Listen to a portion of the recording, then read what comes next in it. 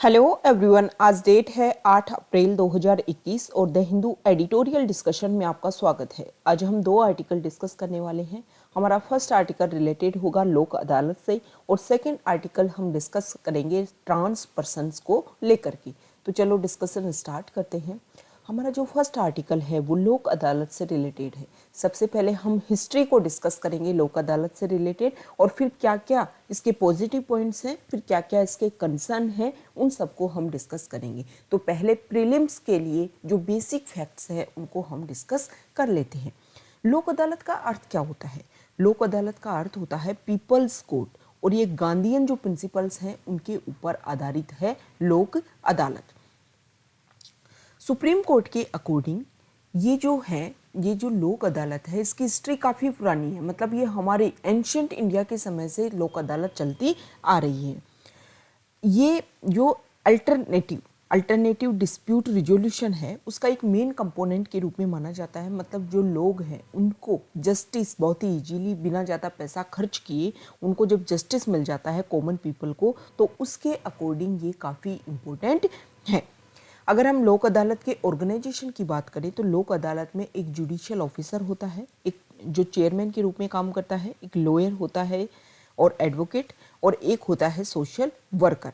तो ये आपको ध्यान रखता है। प्रीलिम्स में क्वेश्चन पूछ लेते हैं कि जो लोक अदालत है उसके मेंबर्स में कौन कौन होते हैं, तो क्या उसमें सोशल वर्कर होता है? तो हाँ, सोशल वर्कर होता है लोक अदालत में। अब अगर हिस्ट्री की हम बात करें तो एंशियंट इंडिया के समय से लोक अदालत काफ़ी फेमस है, लेकिन स्टार्टिंग से इसको स्टैट्यूटरी रिकॉग्निशन नहीं मिली हुई थी। 1949 में सबसे पहले महात्मा गांधी के एक शिष्य थे, उनके फॉलोअर्स थे जिनका नाम है हरिवल्लभ पारिक। उन्होंने सबसे पहले गुजरात के रंगपुर में इनको पॉपुलराइज किया था। अगर पहली लोक अदालत की बात करें तो गुजरात में ही 1982 में सबसे पहले ये जो लोक अदालत है इसका कैंप ऑर्गेनाइज किया गया था। और उसके बाद में 1976 का में 42 अमेंडमेंट एक्ट आया और उसमें आर्टिकल 39A डीपीएसपी में इंक्लूड किया गया ताकि equal justice and free legal aid सबको दी जा सके। ये हो गया किसके बारे में? जो हम लोक अदालत के बारे में देख रहे हैं। अभी उसको स्टैट्यूटरी स्टेटस नहीं मिला है, अभी बात चल रही है कि किस तरीके से लोक अदालत अस्तित्व में आया। अब लीगल सर्विसेज अथॉरिटीज एक्ट 1987 आता है और ये पार्लियामेंट में इसको इनेक्ट किया जाता है। 1995 से ये फोर्स में आता है और फिर ये जो लोक अदालत है उसको एक स्टैट्यूटरी बॉडी के रूप में स्टैट्यूटरी जो पावर है वो उसको दी जा सकती है। मतलब जो वीकर सेक्शंस है उनको लीगल सर्विसेज दी जाए, free and competent legal services provide करने के लिए ये जो एक्ट है वो आया था, लीगल सर्विसेज अथॉरिटीज एक्ट। तो ये हमने हिस्ट्री देखी लोक अदालत की। अब अगर हम आगे इसके सिग्निफिकेंस की बात करें, ज्यूरिसडिक्शन, इसका एरिया कि कौन कौन से इसके अंदर केस आते हैं। देखो, मान लो किसी कोर्ट में केस चल रहा है और दो पार्टीज हैं।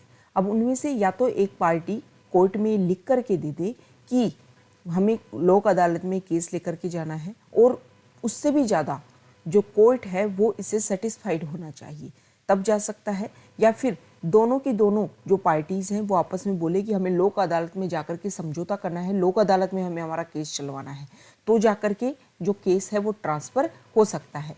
या फिर जो कोर्ट है वो भी ट्रांसफ़र कर सकती है लोक अदालत में किसी भी केस को। अब लोक अदालत में कौन कौन से केस जा सकते हैं ये हम देख लेते हैं।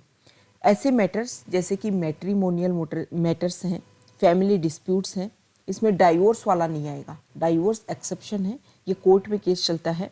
इसके अलावा क्रिमिनल केसेज हैं, compoundable offences, motor accident claims, dispute related to public utility services, cases related to dishonour and cheques, ठीक, और land acquisition cases, labour dispute, workman compensation cases, bank recovery cases, ये सारे जो केसेज हैं वो लोक अदालत में चलाए जा सकते हैं। लेकिन ये एक बात आपको ध्यान में रखनी है कि जो नॉन कंपाउंडेबल केसेज हैं वो लोक अदालत में नहीं चलते हैं। अब पावर्स की अगर हम बात करें लोक अदालत की पावर्स की, तो लोक अदालत के पास में भी जैसे कि एक सिविल कोर्ट जो कि कोड ऑफ सिविल प्रोसीजर 1908 के तहत जो पावर पाता है वो सेम पावर होती है लोक अदालत के पास में। जो लोक अदालत है वो भी judicial proceedings within the meaning of the Indian Penal Code, मतलब इंडियन पीनल कोड के तहत जो जुडिशियल प्रोसेसिंग की जो मीनिंग दी गई है उनके अकॉर्डिंग ही काम करता है। एक जो लोक अदालत है वो भी सिविल कोर्ट की तरह ही दिखती है। उसका भी जो पर्पज है वो कोड ऑफ क्रिमिनल प्रोसीजर 1973 का, मतलब उस पर्पज के लिए ही काम करती है। लोक अदालत जब भी कोई ऑर्डर देती है, कोई रिजल्ट देती है, तो एवरी अवॉर्ड मेड बाय ये लोक अदालत वो फाइनल एंड बाइंडिंग होता है किसी भी पार्टीज के ऊपर। और इन्होंने जो अवार्ड दिया, जो रिजल्ट दिया, वो किसी भी मतलब लोक अदालत के अवार्ड को किसी भी कोर्ट में जाकर के उसके अगेंस्ट जाके कार्रवाई नहीं की जा सकती। ये हमने पावर्स की बात की। अब हम सिग्निफिकेंस की बात करते हैं कि लोक अदालत ने अब तक क्या क्या काम किया है। देखो, लोक अदालत स्टेट लीगल सर्विस अथॉरिटीज वो ऑर्गेनाइजिंग करती है लोक अदालत एक डेली बेसिस पर, फोर्टनाइटली और मंथली बेसिस के ऊपर। नेशनल लीगल सर्विस अथॉरिटीज़ की अगर हम बात करें तो लोक अदालत पूरे कंट्री में ऑर्गेनाइज करवाई जाती है। 2016 से 2020 के केसेज की यहाँ पर बात की गई है। और अगर हम कंप्लीट देखें तो NLA के द्वारा, नेशनल लोक अदालत के द्वारा 2,93,19,675 केसेज 2016 से 2020 के बीच में केसेज को क्या किया गया है, सोल्व किया गया है। काफ़ी इंपॉर्टेंट स्टेटमेंट है। देखो, हर डाटा को आपको याद करने की ज़्यादा आवश्यकता नहीं है, क्योंकि लॉन्ग टर्म में जब आप मेंस लिखोगे तो इतने डाटा आपको याद ही नहीं रह पाएंगे। तो ज़्यादा पता है, इतना बर्डन भी मत कलेक्ट कर लो कि पेपर में आप उसको रिवाइज ही नहीं कर पाओ। मतलब मेन पॉइंट आपको फैक्ट बेस इतना होना चाहिए कि पेपर से पहले आप सब कुछ रिपीट कर सको। और रिपीट करने के लिए आपको बहुत ही शॉर्ट एंड स्वीट नोट बनाने होंगे। तो ये जो भी डाटा आते हैं ना, जैसे इंपॉर्टेंट डाटा है, उनको आप राइट डाउन कर लिया करो किसी एक रजिस्टर मेंट करो स्पेशली GS के लिए। और उसमें भी अगर आप चाहो तो सब्जेक्ट बेसिस पे या GS 1, 2, 3, 4 के अकॉर्डिंग कर सकते हो। क्योंकि देखो, GS 1 जो है वो स्पेशली स्टैटिक पोर्शन उसमें होता है। मेंस की बात कर रही हूँ मैं। मेंस में जो GS 1 होता है, मेन स्पेशली स्टैटिक पोर्शन होता है। GS 2, GS 3 और GS 4 तो देखो एथिक्स वाला पोर्शन आ गया। लेकिन जो ऐसे रिजल्ट सामने आते हैं, कुछ भी नया चीज़ सामने आया, उसको आप एथिक्स में यूज कर सकते हो। लेकिन GS 2 और GS 3 ये ज़्यादातर मेजरली जो करंट बेस जो न्यूज़ है उनके ऊपर आधारित होता है। इसीलिए ऐसे जो स्पेशली जो डाटा है उनको आप एक स्पेशल रजिस्टर मेंटेन करो और उनमें लिख लिया करो। बार बार रिपीट करोगे तो आंसर की शुरुआत जब डाटा से की जाती है ना, जैसे लोक अदालत से रिलेटेड आ गया, तो आप शुरुआत में जब पॉजिटिव पॉइंट से करोगे कि 2016 से 2020 के बीच में इतने केसेज सोल्व कर दिए गए लोक अदालत के द्वारा। तो जब ऐसे आंसर की शुरुआत होती है तो 0.5 भी अगर नंबर आपको ज़्यादा मिल रहा है तो 20 क्वेश्चंस आ रहे हैं, 20 क्वेश्चंस में 0.5 लगाओ। आप बहुत सारे लोगों से, वो तो मैं एक पेपर की बात कर रही हूँ, 4 पेपर में आप मानो 0.5 के हिसाब से आप 4 पेपर में मानो आप कितने लोगों से आगे निकल जाते हो। और अगर आपका जो ऑप्शनल सब्जेक्ट बेस्ट है तो आप कंपटीशन, मतलब एक मेजर जो भीड़ है, एक क्राउड है, उससे बहुत आगे निकल चुके होते हो। तो मेंस के आंसर के लिए ऐसा नहीं है कि कुछ स्पेशल आपको करना है, सिर्फ ऐसे डाटा कलेक्ट करने हैं और उन डाटा से आपको आंसर में उनको यूज़ करना सीखना है कि कहाँ पर मैं क्या डाटा यूज कर सकता हूँ। अब जरूरी नहीं है कि इन डाटा को आप यहीं यूज़ कर सकते हो। जैसे सोशल सिक्योरिटी से रिलेटेड कोई ऐसे आ जाए, अपने मेंस में ऐसे का पेपर होता है, उसमें भी इन डाटाज को आप यूज कर सकते हो। तो दिमाग को इस तरीके से क्रिएटिविटी माइंड में रखो कि देखो, जो पढ़ा रहा है वो सुन रहे हो वो बात नहीं है, आपको कुछ बनना है। आपको पता होना चाहिए कि मैं इन चीज़ों को कहाँ कहाँ यूज कर सकता हूँ। तो ये डाटा जो हमने GS के लिए कलेक्ट किए उनको हम ऐसे में भी यूज़ कर सकते हैं। ठीक है, तो क्रिएटिव माइंड बनो। जो रटाफिकेशन है वो करना जरूरी है, क्योंकि ये डाटा है, ये आपको रटना ही पड़ेगा। लेकिन हर जगह रटना नहीं है, हर जगह क्रिएटिव माइंड भी रखना है। क्योंकि आप एक बेहतरीन ब्यूरोक्रेट अगर बनना चाहते हो, कब कौन सी हर्डल आपके सामने आएगी, किस तरीके से आप किस सिचुएशन से निकल करके कहाँ किस चीज़ को इम्प्लीमेंट करोगे, वो आपके ऊपर आपका क्रिएटिव माइंड रहेगा, तभी आप अच्छे से कर पाओगे। मान लो आपने पेपर भी निकाल लिया, लेकिन आप एक बेहतरीन ब्यूरोक्रेट अगर आपको बनना है तो आपको माइंड बहुत क्रिएटिविटी होनी चाहिए, सबसे यूनिक सोचोगे तभी यूपीएससी का जो पैनल है वो आपको एंट्री अंदर देगा। तो चलो अब डिस्कशन करते हैं, बहुत ज़्यादा ज्ञानबाजी हो गई है। तो अगर हम लोक अदालत की सिग्निफिकेंस की बात करें तो बहुत सारे केस उन्होंने इस समय के मतलब एक टाइम पीरियड की बात करें तो काफ़ी केसेज उन्होंने सोल्व किए हैं। अब इसके अलावा जो लोक अदालत का जो सिग्निफिकेंस है वो इसलिए भी इम्पोर्टेंट है क्योंकि हमारे इंडिया में अगर हम सुप्रीम कोर्ट लेवल पर बात करें तो 66,000 केसेज, जो स्टेट हाई कोर्ट है वहाँ पर 57 लाख केसेज, और जो डिस्ट्रिक्ट और सबऑर्डिनेट कोर्ट है वहाँ पर 3 करोड़ केसेज क्या पड़े हुए हैं, पेंडिंग पड़े हुए हैं। एक आंध्र प्रदेश में फॉर्मर जज वीवीएस राव, उन्होंने बोला कि इसी स्पीड से अगर हम केस सोल्व करते रहे तो ये जो बैकलॉग में जो केसेज हैं इनको सोल्व करने के लिए हमें लगभग 320 साल लग जाएंगे, तब जाकर के ये क्लियर हो पाएंगे। तो ये जो लोक अदालत है वो कुछ समय के दौरान में काफ़ी केसेस सोल्व कर देते हैं, तो इनका काफ़ी इम्पोर्टेंस हो जाता है। इसके अलावा जो लोक अदालत की सिग्निफिकेंस की बात करें तो सेटलमेंट काफ़ी स्पीड से यहाँ पर हो जाता है, मतलब सिंगल डे में भी केसेज यहाँ पर क्लोज हो जाते हैं। बहुत ज़्यादा फ्लेक्सिबिलिटी है, मतलब कि कोई भी strict application of procedure law such as the Code of Civil Procedure 1908 and the Indian Evidence Act 1872, मतलब इनकी कोई ज़्यादा ज़रूरत नहीं पड़ती है।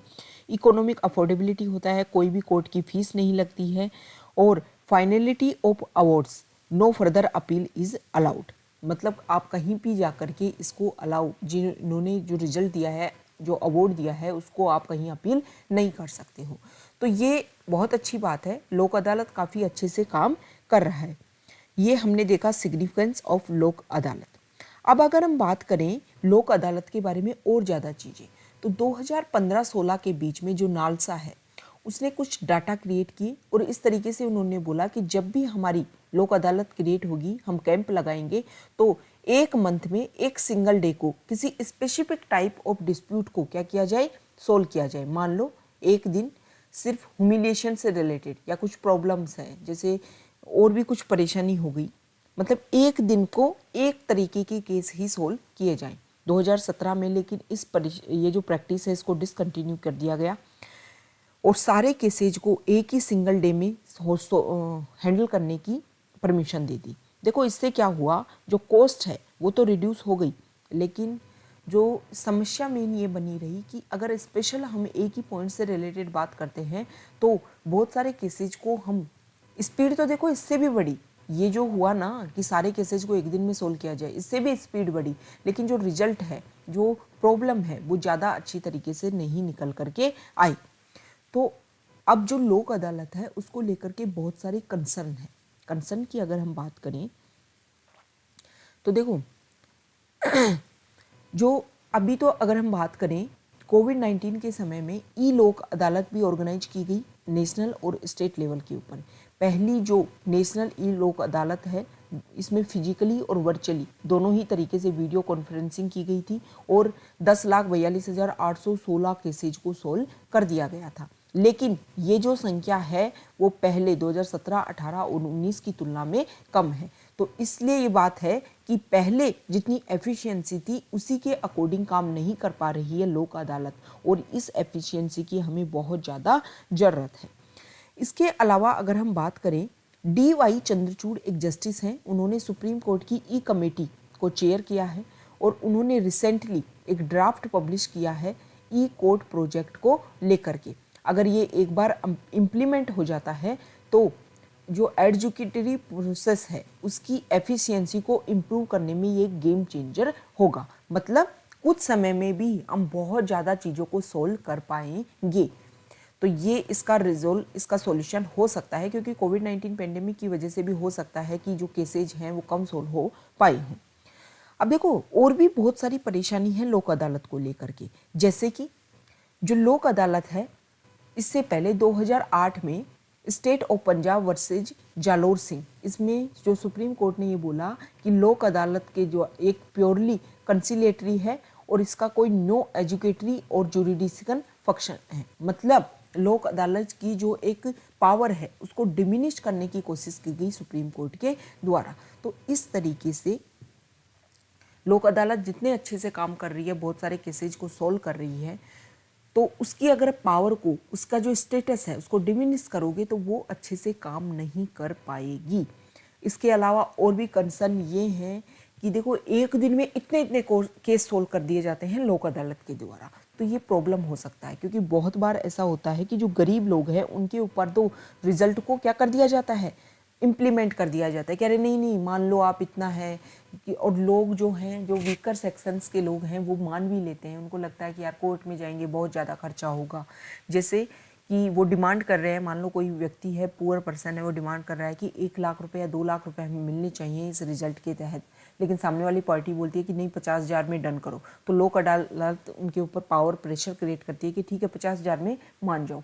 तो एक तरीके से अगर सीधी सी बात अगर हम करें तो देखो डिस्पोजल ऑफ केसेज की जो संख्या है वो तो बढ़ रही है, बहुत अच्छी बात है, लेकिन जस्टिस थोड़ा ना मिल रहा है।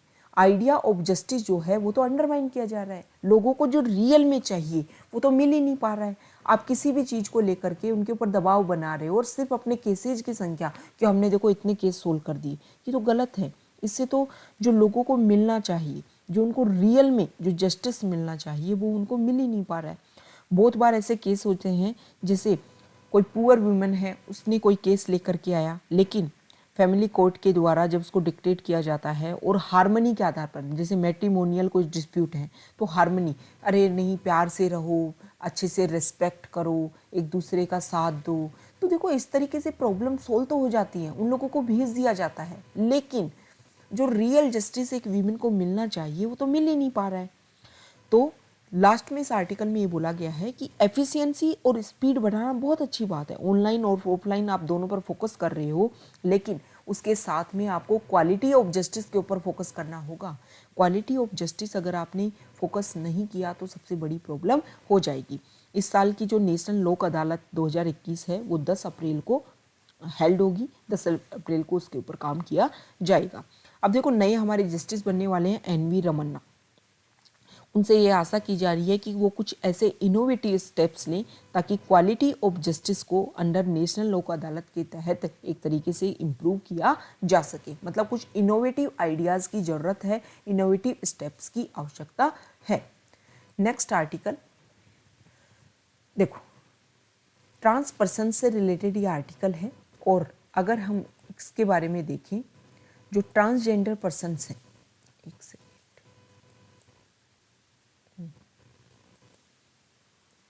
एक सेकेंड को नेट इशू है।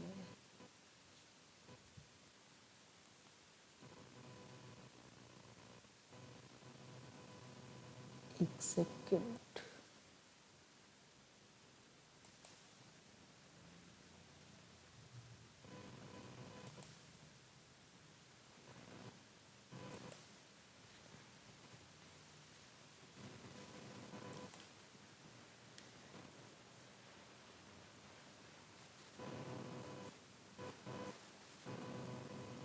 एक सेकेंड,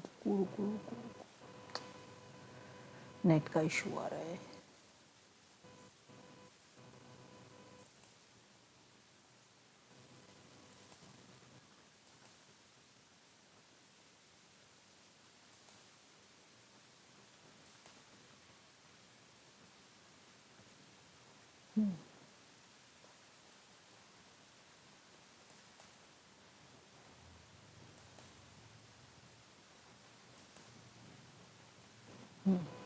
हाँ, तो देखो ट्रांस पर्सन जो है उनसे रिलेटेड न्यूज़ है। अभी जो छत्तीसगढ़ पुलिस है उसमें ट्रांसजेंडर फैमिली कम्युनिटी से 13 मेंबर्स को उसमें शामिल किया गया है।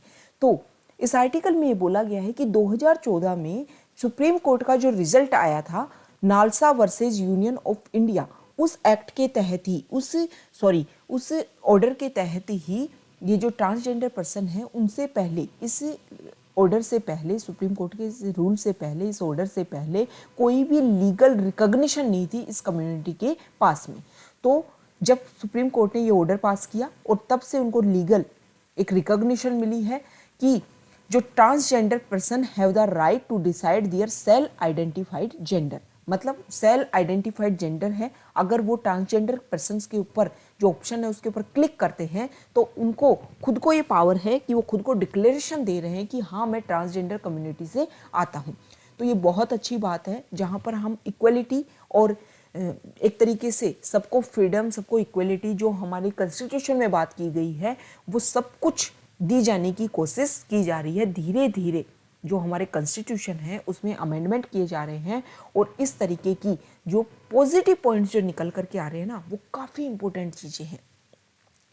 इससे पहले छत्तीसगढ़ से पहले तमिलनाडु में भी ऐसे जो ट्रांसजेंडर फैमिली से, जो ट्रांसजेंडर कम्युनिटी से जो लोग बिलोंग करते हैं उनको तमिलनाडु पुलिस में भी शामिल किया गया है। अभी केरला हाईकोर्ट ने भी एक डिसीजन दिया है, उसमें एक वीमेन जो ट्रांसजेंडर कम्युनिटी से बिलोंग करती थी उन्होंने नेशनल कैडेट कोर्प्स में अपने एडमिशन को लेकर के कि मैं एक ट्रांस वीमेन हूँ और मैं इसमें शामिल होना चाहती हूँ, तो कोर्ट ने दिया कि एनसीसी एक्ट का जो प्रोविज़न है वो किसी भी तरीके से ट्रांसजेंडर पर्सन एक्ट के तहत जो लोग आते हैं उनको मना नहीं कर सकता है। तो ये बहुत ही अच्छे रिजल्ट सामने निकल कर के आ रहे हैं। जो हमारी सोसाइटी में इक्वलिटी मेंटेन करने की बात की जा रही है वो काफ़ी इम्पोर्टेंट है। यहाँ पर कुछ इंटरनेशनल कन्वेंशन की बात की गई है कि किस तरह ट्रांसजेंडर जो पर्सन्स हैं उनको इम्प्रूवमेंट, उनमें जो एम्पावरमेंट की जो कोशिश की जा रही है, जैसे कि ट्रांसजेंडर पर्सन्स एक्ट 2019 ये है, ये जो एक्ट है वो for issuing a certificate of transgender identity is in spirit with international convention, मतलब इंटरनेशनल कन्वेंशन के आधार पर एक ट्रांसजेंडर आइडेंटिटी का सर्टिफिकेट इशू करता है। Universal declaration of human rights 1948, international covenant on civil and political rights 1966 and Yogyakarta principle 2006, ये सारे जो एक्ट है ना वो ये डिक्लेयर करते हैं कि जो भी ट्रांसजेंडर पर्सन है उसको अपनी आइडेंटिटी क्रिएट करने के लिए साइकोलॉजिकल टेस्ट के ऊपर प्रिंसिपल के आधार पर टेस्ट आइडेंटिटी बेस्ड हो सकती है, बायोलॉजिकल टेस्ट के आधार पर नहीं हो सकती है। मतलब इसके बजाय साइकोलॉजिकल टेस्ट को ज़्यादा प्रेफरेंस दी जानी चाहिए। और इसमें अकॉर्डिंग टू लॉ अगर कोई भी ट्रांसजेंडर पर्सन है उसको किसी भी एम्प्लॉयमेंट से रिलेटेड या किसी भी एरिया में किसी भी मैटर को लेकर के डिस्क्रिमिनेशन नहीं किया जा सकता है। तो ये बहुत ही इंपॉर्टेंट पॉइंट निकल करके आया है। इस चीज़ से जो हम ह्यूमन राइट्स को प्रिजर्व प्रोटेक्ट करने की बात करते हैं उनको हम काफ़ी अच्छे से अचीव कर पाएंगे। तो ये हमारा डिस्कशन था। सॉरी बीच में जो इंटरनेट इशू आया है उसके लिए काफ़ी एक्सट्रीमली सॉरी, नेट का इशू हो जाता है। Okay, thank you.